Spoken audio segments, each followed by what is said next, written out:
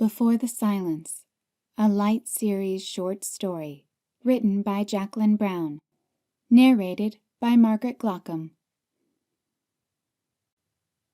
Juliet sat on the bench, staring absently at the front door, her fingers moving automatically across the piano keys. She had begun playing an hour ago, when her father should have been coming through the doorway. She'd already played The Sound of Silence 3 times in hopes his favorite song would summon him home. Why was he so late, and why tonight of all nights? He'd said he'd come home early, the office would be empty, and he could catch up on his work and still make it home for an early dinner. She played faster now, her anxiety increasing. She hated when he was late. From her place at the kitchen sink, Camille listened to her 12-year-old daughter play. The meatloaf sat on a platter on the counter cooling.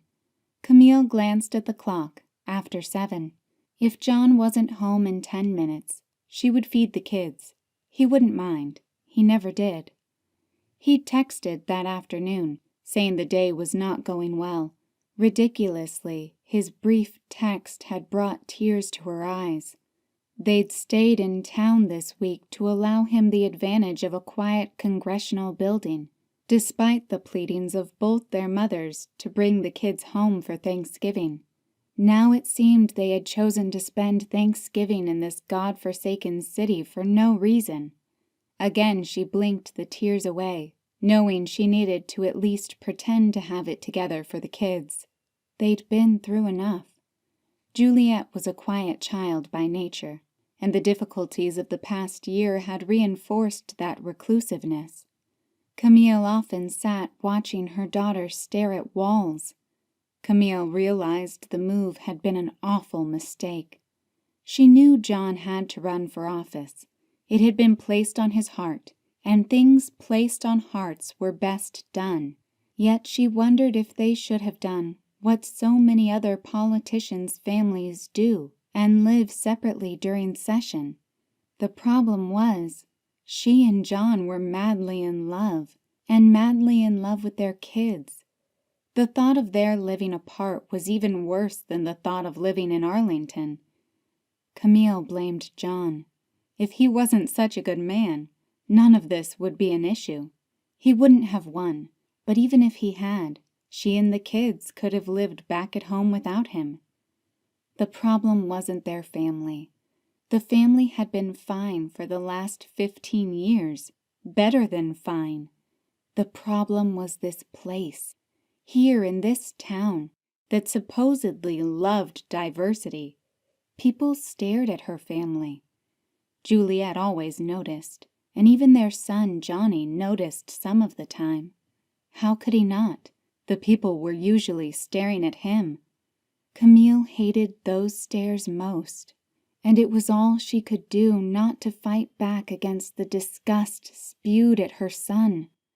When the stares focused on her, they were accusatory, as if she had done something wrong by giving him life. These she could handle much better. A mother could always handle attacks against herself better than she could attacks against her child. It was during their first week in D.C. that Juliet had asked her mother why people looked at Johnny the way they did. Camille drew her close. Juliet was the child everyone knew she and John were destined to create. Brilliant, sensitive, kind, beautiful, the perfect combination of her parents.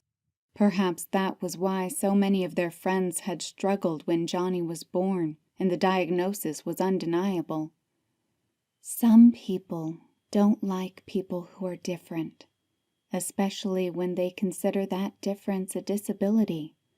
Camille had kept her voice low, though she knew Johnny couldn't hear her words from his room at the other end of the spacious apartment.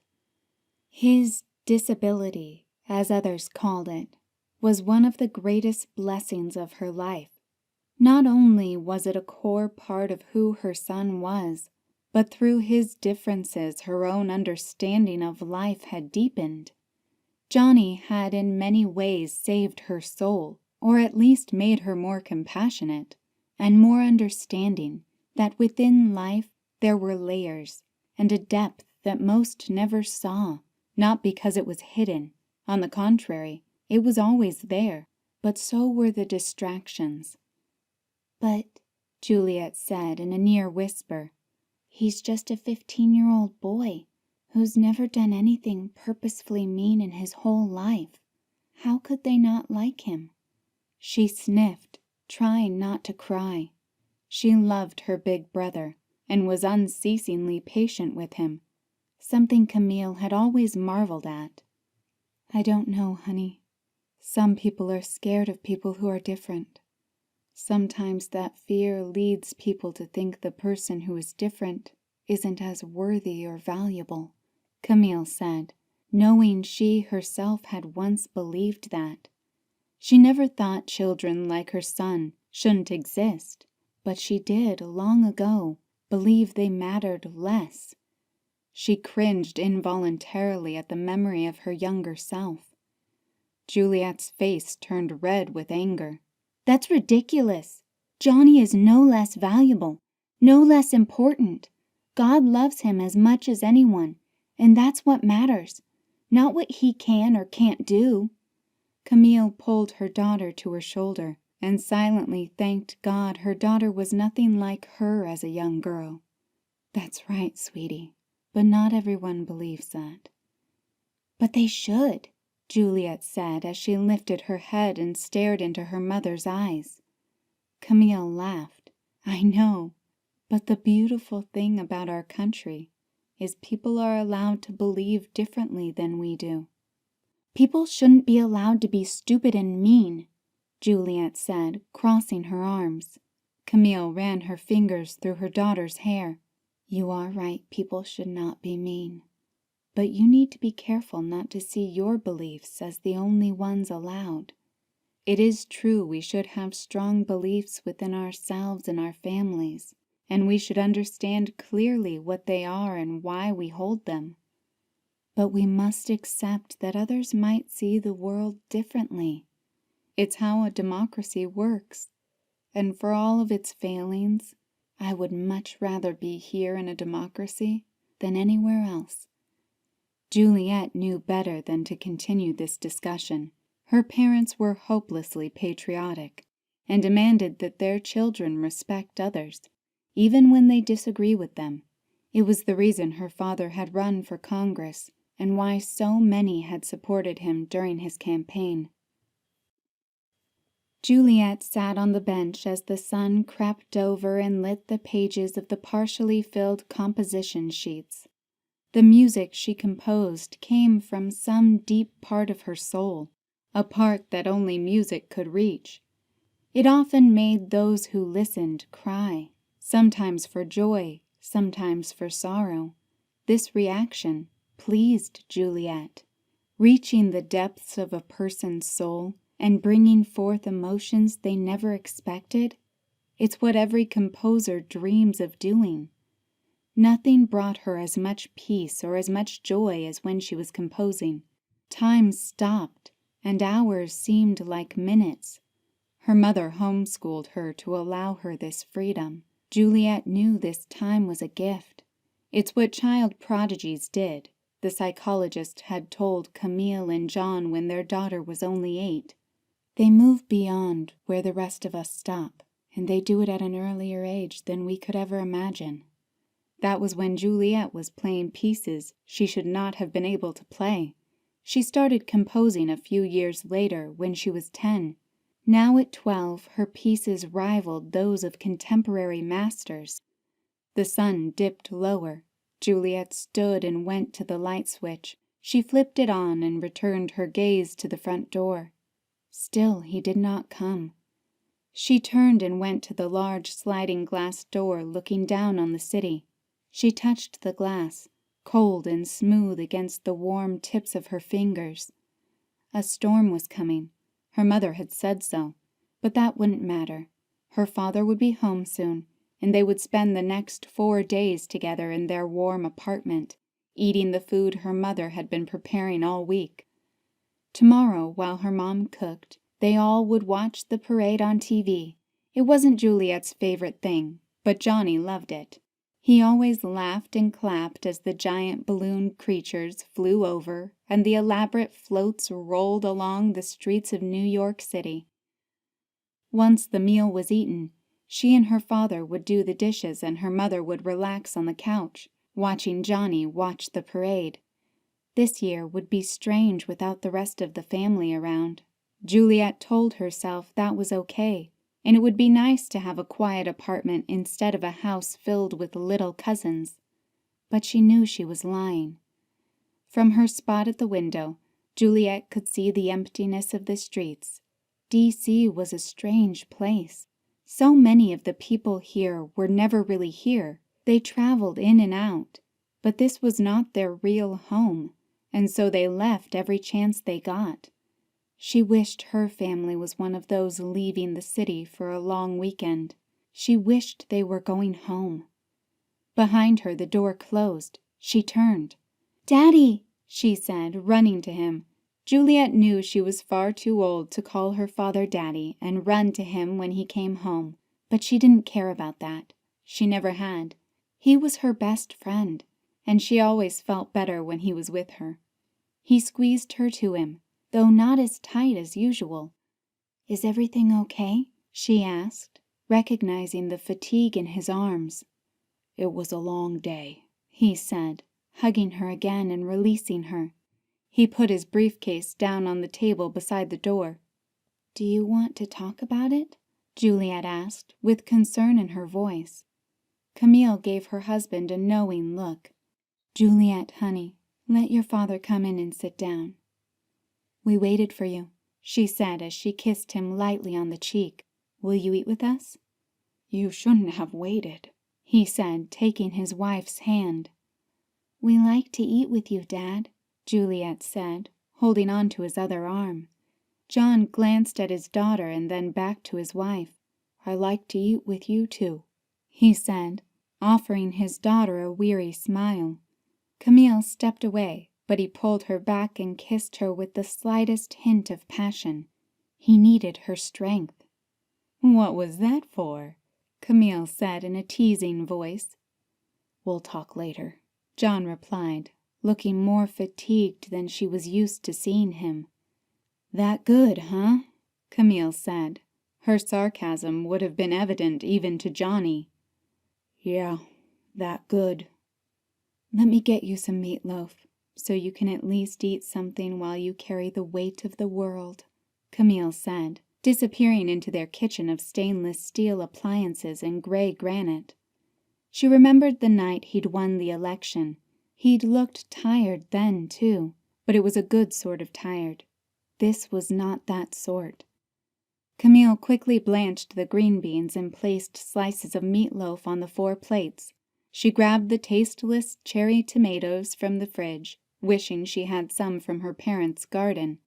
She pulled the beans from the boiling water, covering them with olive oil and sea salt, and finally tossed in the tomatoes and sliced almonds. Entering the kitchen, Juliet asked, "Can I help?" "Has your brother left his room yet?" "Yes, he and Dad are at the table.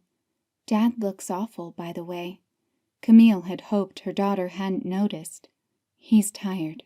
This break will be good for him." "Yeah, if he doesn't stare at his stupid phone all day," Juliet said. "He promised not to," Camille said, knowing her husband wouldn't keep that promise. "What if we stole all his screens?"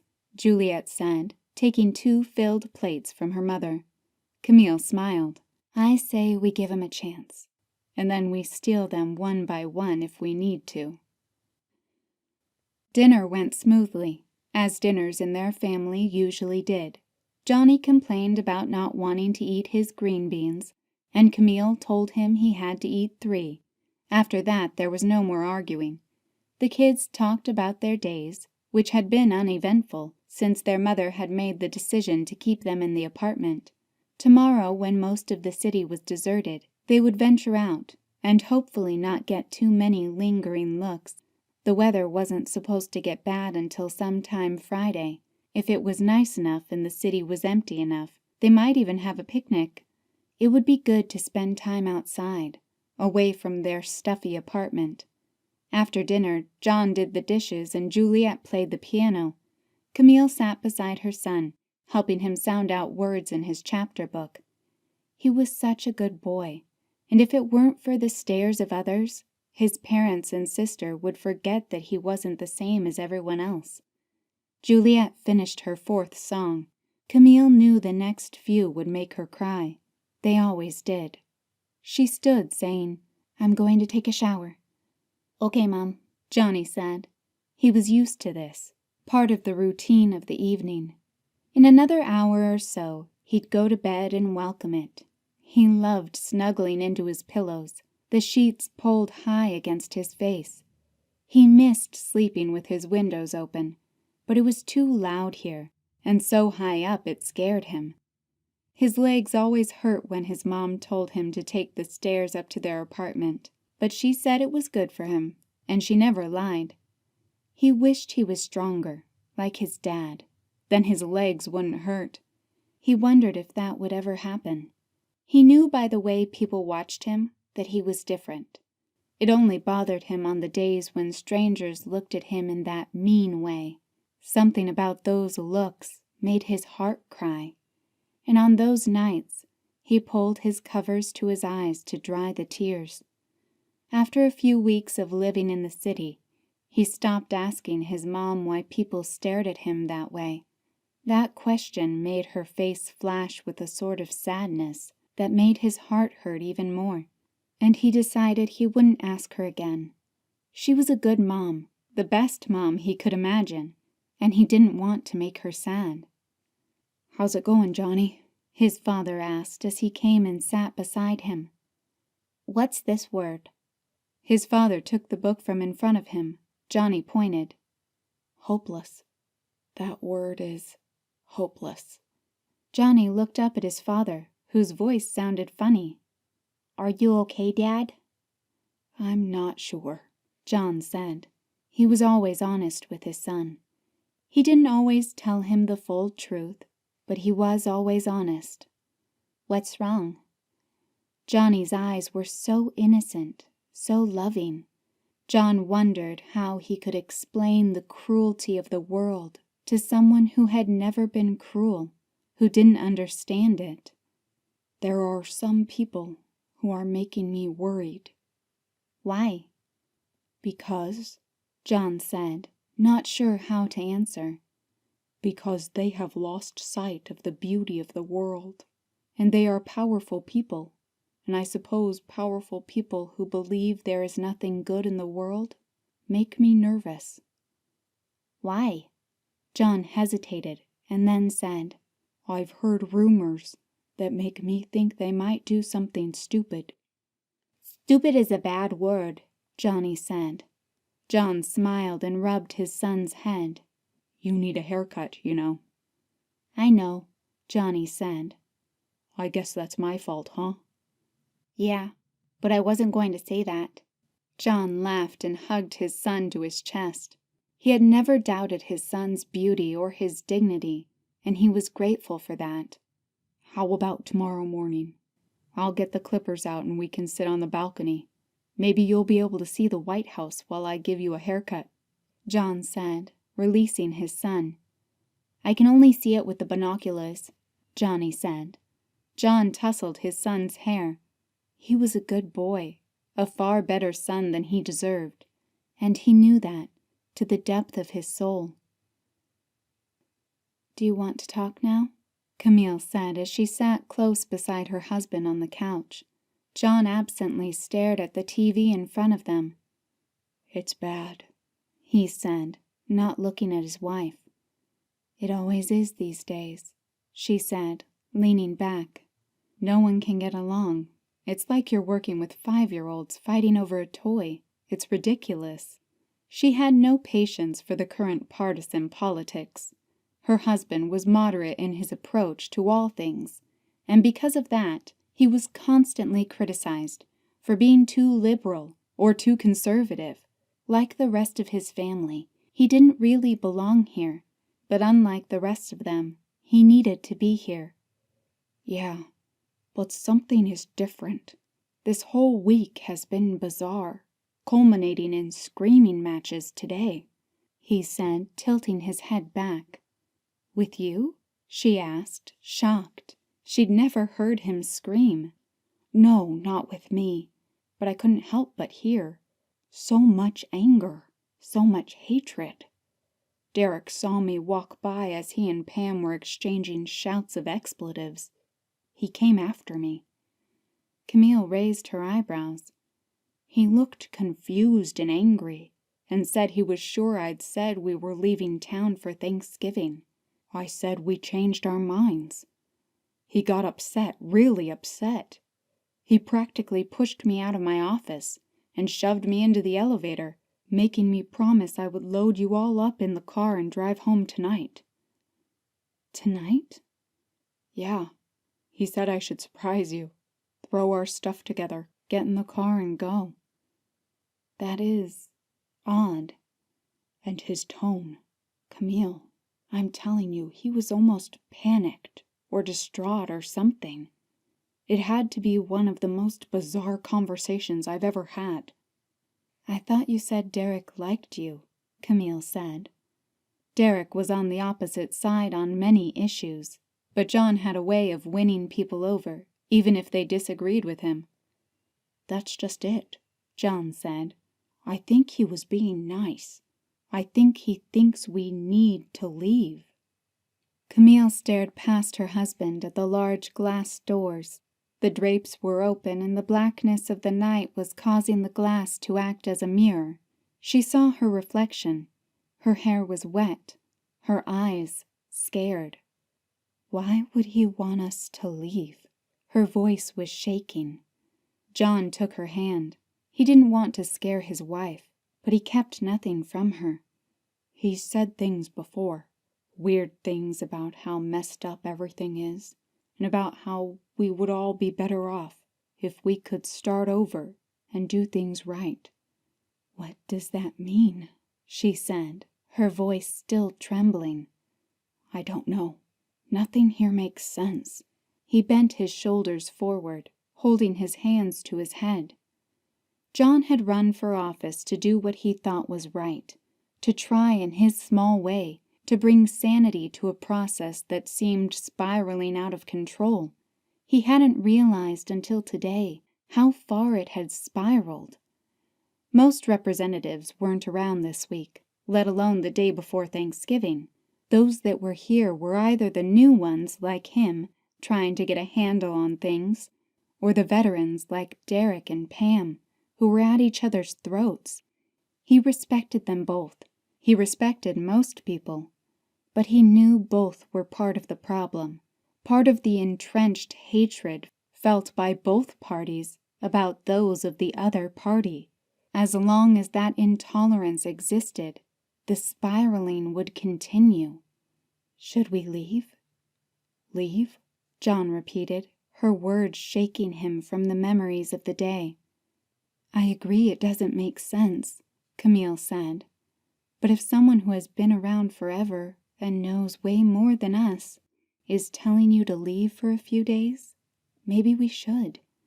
Maybe he's trying to protect you," she said, suddenly aware that the glass doors acting as mirrors were allowing others to see her, though she couldn't see them.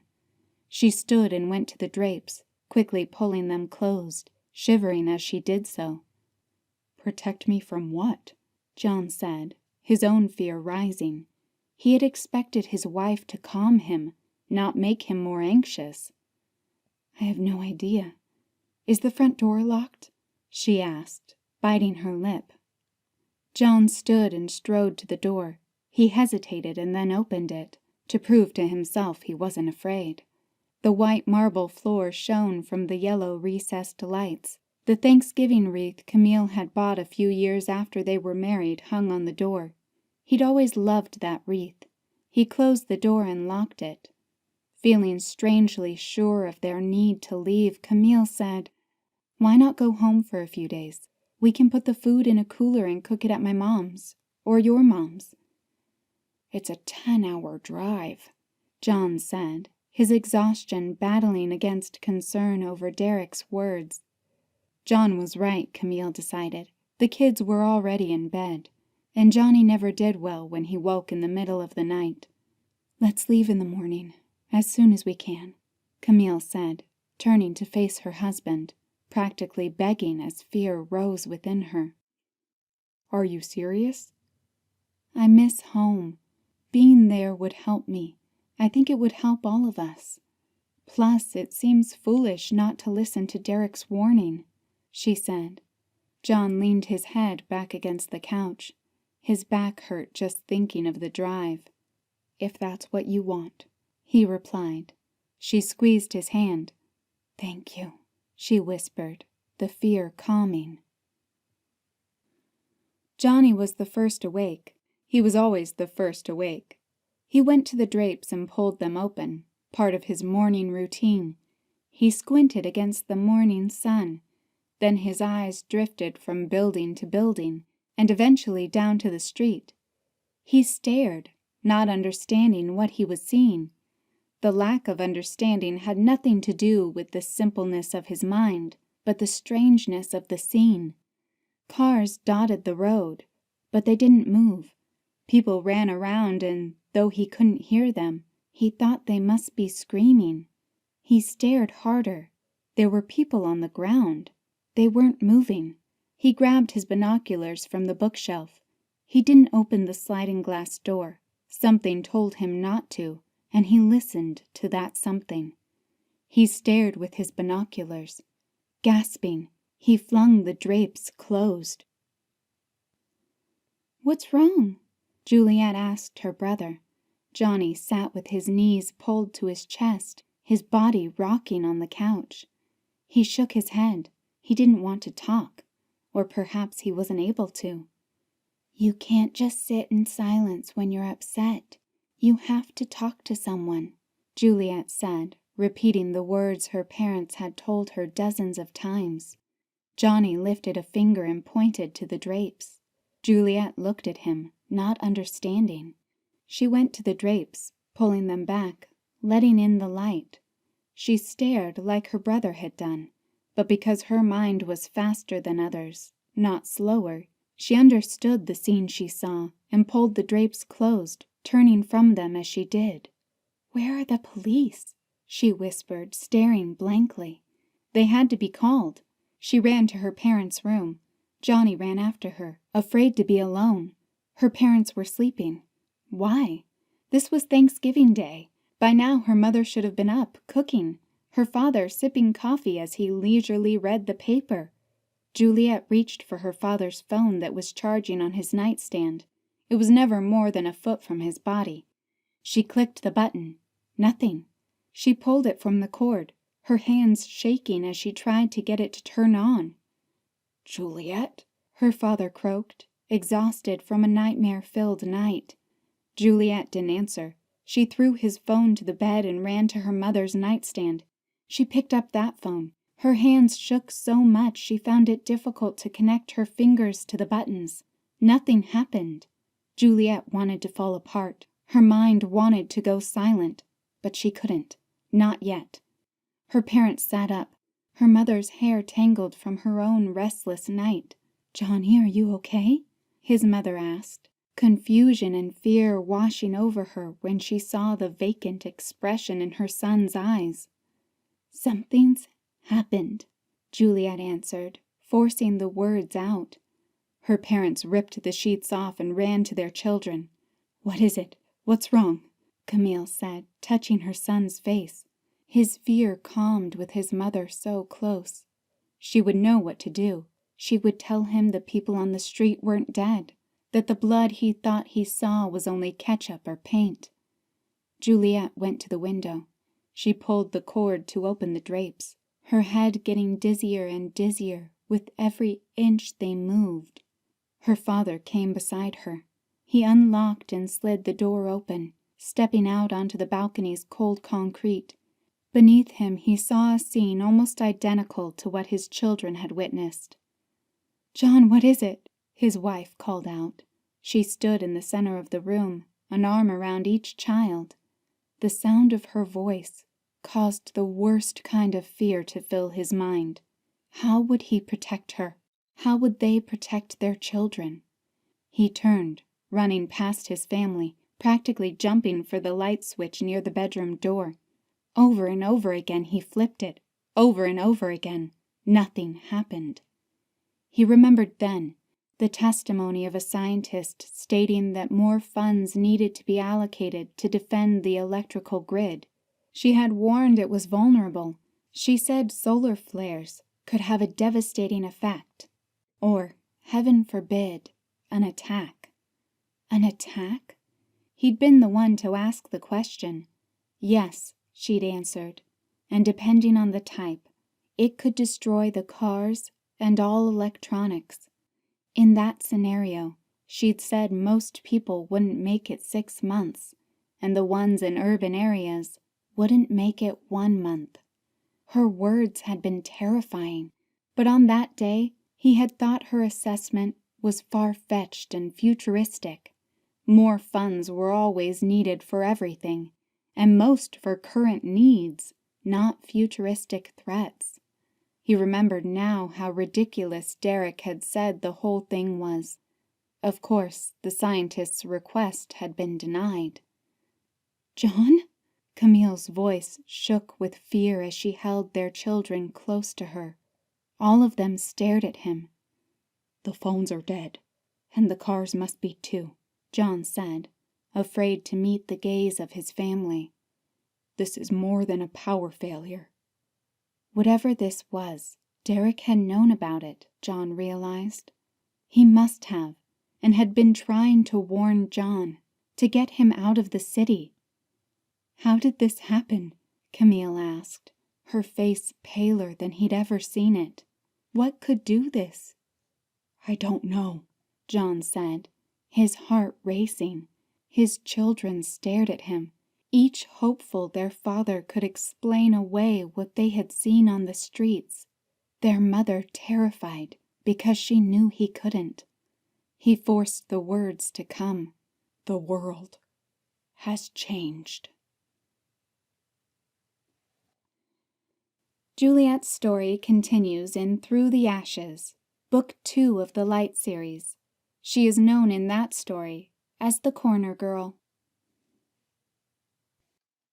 Other titles by Jacqueline Brown. The Light. Who Do You Become When the World Falls Away? Book 1 of the Light series. Through the Ashes. Book 2 of the Light series. From the Shadows. Book 3 of the Light series. Into the Embers. Book 4 of the Light series. Out of the Darkness. Book 5 of the Light series. Please consider reviewing this audiobook and visiting the author at jacqueline-brown.com. This has been Before the Silence, a Light series short story, written by Jacqueline Brown, narrated by Margaret Glockham. Copyright 2017 by Jacqueline Brown. Production copyright 2020 by Jacqueline Brown.